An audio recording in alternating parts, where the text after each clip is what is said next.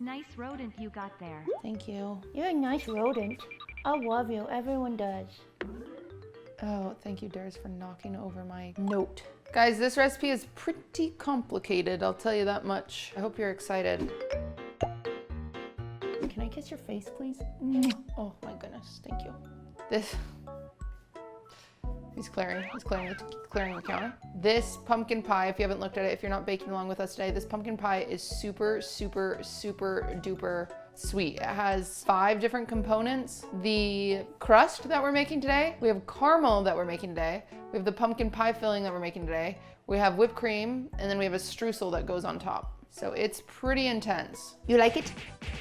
Little kitty massage. Okay, not a big fan of Swedish. Sorry. I'm sorry. There's.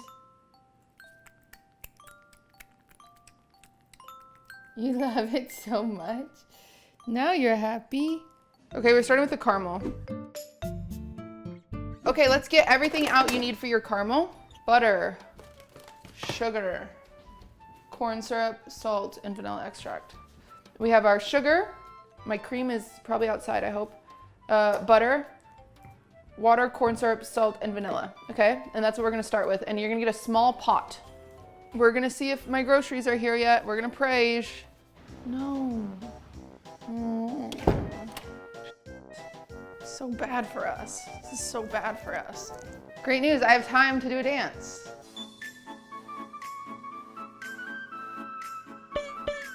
Okay, it's coming. It's gotta be so close by now. We're gonna start with what we have. First things first, in your pot, you have your pot. We're going to add a 4th cup of water, all right?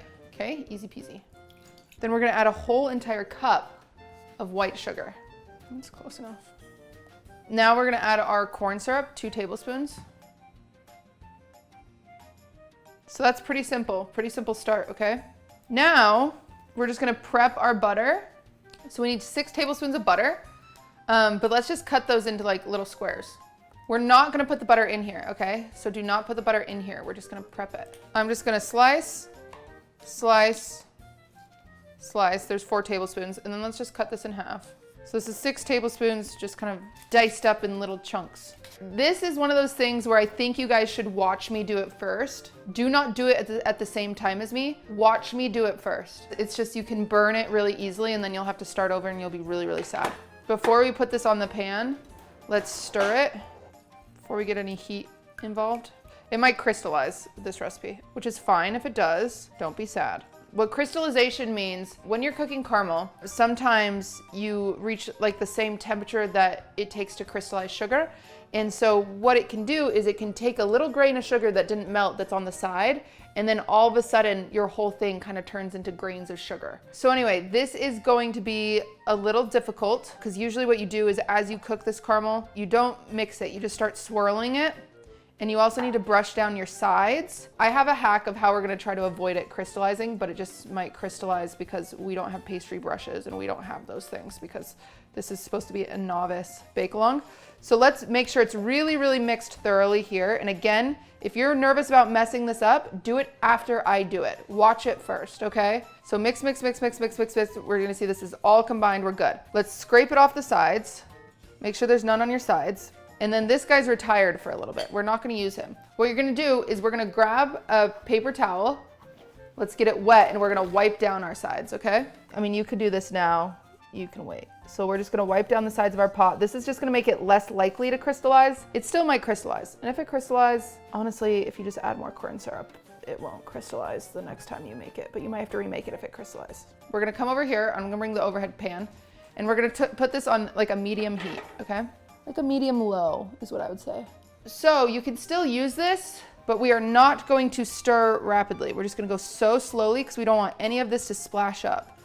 So we're just gonna go slow, slow, slow, slow, slow, okay? Just so slow because we don't want any splash. Because remember that splash is what could cause the crystallization. So we're just gonna kind of swirl and eventually, see how it's like milky? It's gonna turn clear. So it's gonna go clear and then it's gonna go golden. This can take a while. It's really bubbly now. I might want to turn mine down a little bit, actually, we'll see. So usually this is when it'll tell you to just start swirling it. And so that's what we're gonna do. If you are unsure about swirling it, that's fine. Let's just keep to this. That's okay. It's fine. It just goes a little faster if you swirl. But it goes from golden to like burnt real quick. So what if I accidentally burn down the kitchen? That'd be really hard to do with this recipe. Caramels are annoying. They're one of those things where it's like, wait. Okay, go. It's important that once it's done, you do remove it from the oven. So it's why you need to have something over here sitting. Otherwise it'll keep cooking and it will burn. I'm calling it. All right, that's my caramel. It's a little light, but I'd rather not have to remake it. Okay, there's my caramel. I'm just gonna add the butter to help cool it down real quick, and then I'll move the camera over, okay? So we're just gonna, and it's gonna bubble a lot when you add the butter because the butter's cold and it's fat. You're incorporating fat and it's cold, so you gotta be careful here. You gotta stir because you don't want a pocket of oil. Might cause it to separate. It's better to pull it off sooner than you think because now look, it kept cooking and I have like a perfect caramel. And I even was like, maybe this is a little too early. So just don't let it get too dark. It won't be this color. It doesn't turn this color until after you add the butter, really. All right, I'm gonna run to my front door and we're gonna hope that my cream is here because we're gonna throw that in. Yay, we got it. We're gonna add a 1/3 cup whipping cream. This is gonna bubble and be mad because again, we're incorporating a lot of fat. Now, we're gonna add our vanilla. Vanilla is gonna bubble a lot because it has alcohol in it, and alcohol and heat, it's gonna try to boil out the alcohol. Oh, okay, well now I look like an idiot. Caramel, really? Let's see. There it goes. Mine's a little cooled down now. And now this is a salted caramel, so we're gonna add 2 teaspoons of salt. If you do not like salted caramel, just leave out the salt. 1, 2, nice and salty. Lots of salt, that's a lot of salt. Usually I would use like 1/2 teaspoon in caramel. The reason you add your salt now and not at the beginning, which is where I feel like it would feel natural to add it, is because salt is it's a conductor. So if you cook it with salt, it'll make it really hot. You're more likely to burn. So salt can make things colder, salt can make things hotter. It's why you add salt to your water when you're making pasta. So now, in order to get this to cool down so we can use it for our pie, you wanna get the thinnest layer you can of this into the fridge. I'm gonna use this, and we're just gonna pour this out. And this will help get it to the consistency that we can actually use it for the pie. And now we're gonna put this into the fridge, and it's gonna thicken up. And we're done with the first step. Can you believe that? Oh, I put my phone stand directly on the butter. That sucks for me. All right, is everyone doing good? Yours is clumpy, Esteri? Then it probably crystallized. I ate mine and burned my lip. Okay, well, can't help with that, that's for sure. You might have to start over. If it's clumpy and it looks more like sugar, then it's bad. As soon as it is light brown, I take it off. As soon as it's light brown, count to 10 seconds and then take it off. I'm gonna pull out the stuff for the crust. So we need butter. You want cold butter for this, for sure. Flour, butter, cornmeal. So we've got flour, we've got our butter, we've got our cornmeal, we've got our white sugar, we've got our salt, which I'm just gonna use this now. We're gonna do water and then apple cider vinegar. Really? Really, apple cider vinegar? Well, we're gonna do 1.5 cups of flour, 1/2 cup of cornmeal. I'm gonna add a tablespoon of sugar to this. A teaspoon of salt, that's so much salt. The best thing for pie crust, I'm not kidding you, is your hands. So if you're squeamish, wash your hands. We're just gonna mix all of our dry ingredients together like this. We need 12 tablespoons of butter. Just little small cubes is what we're going for here. And we're just gonna kind of start mushing them. We're gonna get all the butter individually coated and you're just gonna start mushing it. You want these little pea-sized butters all coated in their own little flour. They want their own little flour sleeping bag. I'm making these little pills, essentially, of butter that then you just drop in there and they get covered in their own flour. This is a good texture. It's kind of like quicksand, wet sand. And there's little balls of butter that you can like see. Some of them are a little big than I'd like, but it's fine. Now we want ice water. And when I say ice water, I'm not kidding you. Okay? Ice water. Let's add our 2 teaspoons of apple cider vinegar in now. Ugh.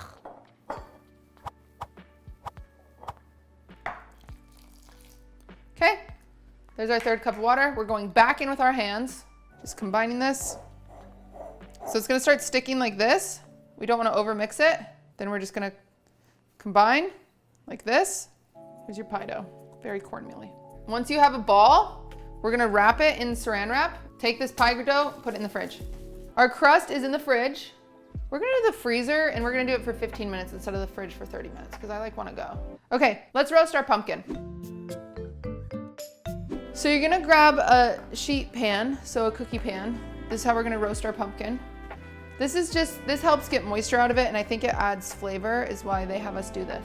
If you have something to line your pan, I would line it.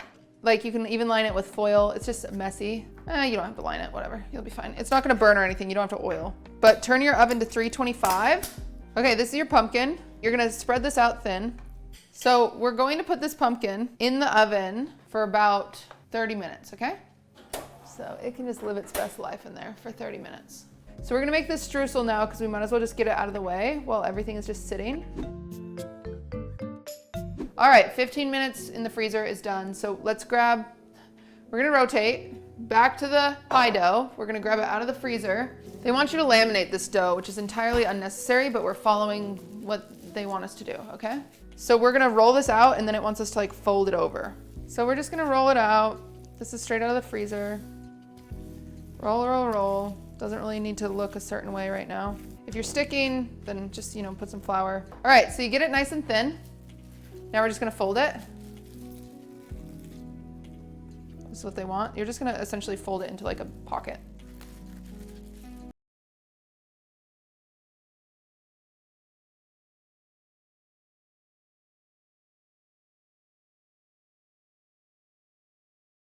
I think we can just do that. So now that it's all in this little pocket, we're just gonna squish it back together and squeeze it back into a burrito. And we're gonna put it back in the fridge, or back in the freezer another 15 minutes, okay? Back to the streusel. Let's grab our bowl. Our streusel is 1/2 cup of flour and then 1/3 cup of brown sugar. Remember, brown sugar needs to be packed in there, so 1/3 cup of oats. So now we're gonna use 6 tablespoons of butter, where you just cut it into little baby chunks. Does butter need to be softened? Nope, it's better to have cold in nearly this entire recipe. This recipe is one of those weird ones. So there's our chunks. Now, we're gonna add our cinnamon and cardamom. If you got cardamom, I don't have cardamom, but I have cinnamon. I'm just gonna do a teaspoon. Cinnamon. You can use this same streusel recipe for, like I said, coffee cake. You can put it on top of muffins. You can put it on top of apple pie. This is like really, really it's just good and yummy and you can put it on anything. What is streusel? It's like a crumbly brown sugar oat butter topping. This is our streusel. We're just gonna do the same thing we've been doing this whole time. Just make little balls. Oh, I forgot. A big pinch of salt if you would like. There you go. So once you get this texture, this is a really good texture for streusel, where it's just like crumbly. This is what we want. We're gonna get another freaking sheet pan. We're gonna cook this for 15 minutes at the same temperature as the pumpkin. You don't need to cover your pan. You don't need to oil your pan. It won't stick. So I'm just gonna put it on the bottom of my oven underneath the pumpkin. Okay, let's check the pumpkin. Ooh, she's steaming.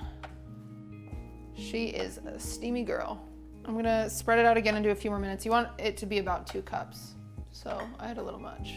After 15 minutes, just pull your streusel out, let it cool. We're ready to pull our pie dough back out, and we're gonna roll this baby out to put it in a pan. I'm gonna use this cake pan. It's much smaller than we want, but whatever. Okay, we're gonna roll this out so it can fit in the pie pan now. So you're just gonna roll this out. You keep moving your sides so you can get a nice circle. If you don't have a rolling pin, you can use a cup, you can use a wine bottle. Okay, now the fun thing about pie crust is sometimes people are like, how much do I roll it out? Like what do I do, Roll it out as thick as you want your pie crust. It doesn't really puff up. You don't need to grease the pan. We're just gonna take that. Mine is probably gonna rip on these corners, but we'll see, because my corners are much more harsh than the ones you guys will have in your kitchen. If you're using a pie pan, the corners are much softer. So you're just gonna put this in here. Okay, mine is being okay. Okay. And just make sure you get it in the corners. Something I do to try to get mine to stop from shrinking is that I have leftover like this. I'll kind of wrap it around the side, even if I have a normal pie pan. It kind of helps hold it up so it doesn't shrink as much. There's still times where it'll fall down and shrink, but also my pan is a little smaller, so. Now, you're just gonna cut off your excess, if you have any excess, or you can let it stay if you want it to look rustic. Just gonna cut it off. You can also just rip it off. This is where you can get kind of cute. If you want like a pattern on it, you can grab a fork, and then this is how you get the little pattern.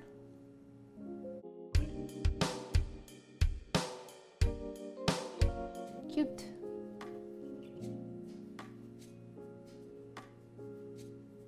What we used to do in the bakery when we'd have extra dough, we'd roll it out and then just sprinkle some cinnamon sugar on it and cook it, and then you just eat pie dough. So if you're into that, feel free. If you're not, I'm going to pull out my pumpkin. I assume my pumpkin's done, because we need to raise the temperature in the oven to 350 for our pie crust. That's our roasted pumpkin. So I just raised it to 350. It's getting there. Now, to use pie weights, if you have pie weights, you just pour them in here, and it keeps everything kind of secure. If you don't have pie weights, you can pour in dried beans. I usually use rice, but I usually will just put a layer of this on, just like a thin layer of aluminum foil, so then you don't have to pick all the rice out. Beans are easier. However, I don't have any of those, so I'm gonna do the YOLO. The YOLO is fun. You just put it in the oven, and if it shrinks, and you're like, all right, whatever. I'm a fan of the YOLO. You also have to remove your pie weights after 40 minutes, so the bottom can finish cooking. I'm putting her in. I'm gonna check in 40 minutes, because that's what you should do. If you are using pie weights, you do need to check in 40 minutes and remove them. But my pumpkin did get down to 2 cups, so that's good. So if your pumpkin isn't at 2 cups after roasting it, just put it back in for like 5 minutes at a time, and then check. It's just a lot of water weight that it loses, because pumpkin is a lot of water. But remember how much extra I had? No, I don't really have any extra. Okay, the interesting thing about this filling is it's not a normal pumpkin pie filling. Pumpkin pie is really, really easy. If you want to make a pie for Thanksgiving, make a normal pumpkin pie. Do not make this one. But like normally pumpkin pie is so incredibly easy. You just mix pumpkin puree, eggs, sugar, done. This one is pretty complicated. Yeah, it's normally pretty easy. The weird thing about this filling is it's pretty much just a ganache. Ganache is milk and cream and chocolate. And that's like what this filling is. This filling is cream, white chocolate, and pumpkin. So it's gonna be so fucking sweet. Plus there's caramel, plus there's whipped cream, plus there's streusel. I'm not feeling good about this recipe. I think it's gonna be very sweet, but you know what? People say it's amazing, so. All right, we can make our filling though, so let's just pull everything out for our filling. Now we need our heavy cream and corn syrup. Oh, there is butter in this too? Why? Why? This calls for 1.25 cups of heavy cream. I'm just gonna use my 4th cup 5 times. 1/3 cup of corn syrup into this, which is so much corn syrup, I feel gross about it. Okay. There he is! A handsome guy. You go potty? Let's go. All right, 1 second, so just gotta go potty. And then 5 tablespoons of butter go into this, which is so excessive. And I'm just gonna split these in half. They can be kind of big. And then in a different bowl, we're gonna put our chocolate chips in here. Just make sure your bowl's dry. All right, 2.5 cups. Oh, I'm short, but there's our 2.5 cups just sitting here. I'm gonna test the caramel now. Ooh, it's so thick. If your caramel is thick like this, let's bring it out of the fridge and we're gonna let it come to room temperature. I mean, I'll say it, that's some damn good caramel. I still think it's gonna be too sweet. We're gonna get this to like, not a boil, but like we can say a boil. Boil's fine to say. We're just gonna get this, our cream mixture. We're gonna come back over to the stovetop. Just put it over medium. We're just gonna mix this. The butter's gonna start melting. We gotta mix that corn syrup in. You can just substitute the white chocolate for dark chocolate or milk chocolate, and then you have ganache. Okay, my butter is melted. So you can pretty much stop stirring. It's boiling around the sides. So we're gonna call that good. Once you see steam, you're good to go. Okay, and we just pour it over our chocolate. We're just gonna let this sit. Guys, do you wanna see where Durs is standing right now and how really helpful it is? He's right here. The cabinet I stand out is right there. Don't mind me, Durs. Oh, he minded me. Now that this is sat here, I assume it's been about a minute, right? We're gonna stir it and the cream should melt all this chocolate and we should get a beautiful ganache. So if yours is like mine and it didn't melt all the way, pretty simple situation. You're just gonna put it in the microwave for 15 seconds, pull it back out and stir it again. 15 seconds. You just don't want any chunks of chocolate just sitting. So we're just gonna keep going until they're all melted down. I'm gonna give it another 30 seconds if it doesn't work. I still have some white chocolate chunks, but I can't be damned, so. All right, now we're just gonna add our roasted pumpkin in there, and we're gonna try to get as smooth of a texture as we can get. This is where they use an immersion blender. It's fine. I wasn't like, we'll be fine. It just might not be as smooth of a texture. Quick tool change. You do not need an immersion blender for this. That's crazy. You're fine. Imagine needing an immersion blender. The immersion blender is such overkill. I'm telling you, this is just a hipster recipe. Okay, there's our filling. Now we're just gonna add our 2 teaspoons cinnamon. Okay, nutmeg, just a pinch of it. It's funny. Pinch of clove. Love clove. Oh, it's so good. Half a teaspoon allspice. Seems like a lot of allspice. Half a teaspoon ginger. And then half a teaspoon salt. All right, and then we mix again. Or if you just buy pumpkin pie spice, you just do 3 teaspoons of that. All right, let me try it. That is sweet. Man, I would change a lot about this recipe. Okay, it's been 40 minutes on my pie crust. My pie crust, YOLO was a bad idea. It did shrink quite a bit. When it balloons, you just... All right, and it's gonna go back in there for 20 minutes. Now, if you're using the weights, that's when you'd pull your weights out and then put it back in for 20 minutes. Your initial bite isn't awful, but the aftertaste is just so much sugar. Whipping cream is simple. I'm just gonna use what I have left. Okay, now you do need a mixer for this, otherwise you're gonna hate your life. If you don't have a mixer, then you're gonna do this by hand and it's gonna take forever. All right, we're gonna add powdered sugar to this and some vanilla. And that's all it takes to do whipped cream. And you can just add as much powdered sugar as you like. I would recommend going really sweet on, or really, really light on your powdered sugar here, because this recipe is so freaking sweet. So it's probably 1/4 a cup, what I just did. My whipping cream isn't getting that whipped because my kitchen is really hot. Whipping cream hates the heat, so just warning you. There's my whipped cream. So we're gonna put this in the fridge, and it's almost time to assemble everything. There's my pie crust. It did shrink a lot around the edges, but I think it's still fine. It also doesn't help that I used a cake pan because pie pans have an angle. Cake pans are straight up, so it's more likely to fall, but it's an interesting crust. It does need to cool. It says it needs to cool for an hour before we fill it, smiley face. So we're gonna let it cool room temperature for about 10 minutes, and then we're gonna put it in the freezer for about 20 minutes, and then we're gonna assemble, all right? Here's my pie. You ready to assemble? This is gonna be the sweetest pie in the GD world. This pie recipe is ridiculous. So caramel goes right on the bottom of our pie. This crust feels dense as hell, I'll be honest. There's my caramel. I don't wanna use the whole goddamn. I have at least another like 1/3 cup of caramel in here that I'd rather just like save. I think I have enough caramel down here. Now, you are supposed to use your whole pumpkin, which my pan is smaller than your guys's. So I don't think the whole pumpkin is gonna fit in here. I think I'm gonna have some extra pie filling, but here we go. There's my pie filling. I have a lot of extra whipped cream, which my whipped cream isn't really set. Oh boy, I also didn't make enough. And our streusel. Streusel, you just come in and break it up into chunks. This is a lot of streusel. You can save this extra streusel for any of the pies for Thanksgiving that you have. Then you just top it with the streusel. This is so sweet. Okay, here, I'm gonna grab a piece of the crust and we're just gonna make a mini version. So here's a piece of the crust. I'm gonna put some caramel on it. Probably has more caramel. Caramel, there's pumpkin on it. I'll do more pumpkin just in case so we feel more like our ratio is being met.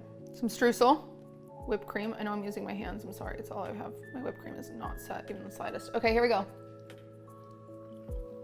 That is so sweet. The caramel helps a ton with the sweetness of this. The salt in the caramel helps a shit ton. The caramel makes this good. Without the caramel, this is kind of meh, genuinely. You have to do salted caramel for sure. The crust alone, let's see. You know what? I love that pie crust. The pie crust might be the best part. I don't think it would work on another pie.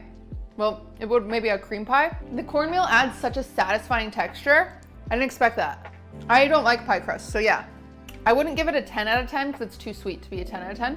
I would give it like, it's still really good. It's really good. It's just really, really sweet. I think you could have a slice like this big and be happy. Is it worth the work? I mean, it could have been simplified. There's ways to simplify what we just did. A simplified recipe, worth the work. Would I make it? It's not like a Thanksgiving pie. It feels so much more than that.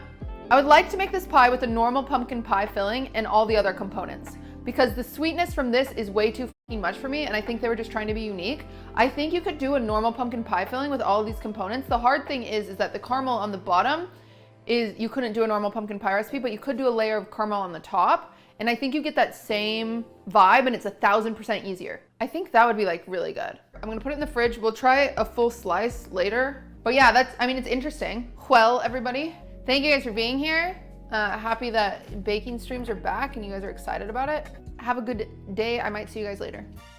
Oh, there's a rat in my kitchen. I found it. Look at his little toes. Good morning. I love you. Oh,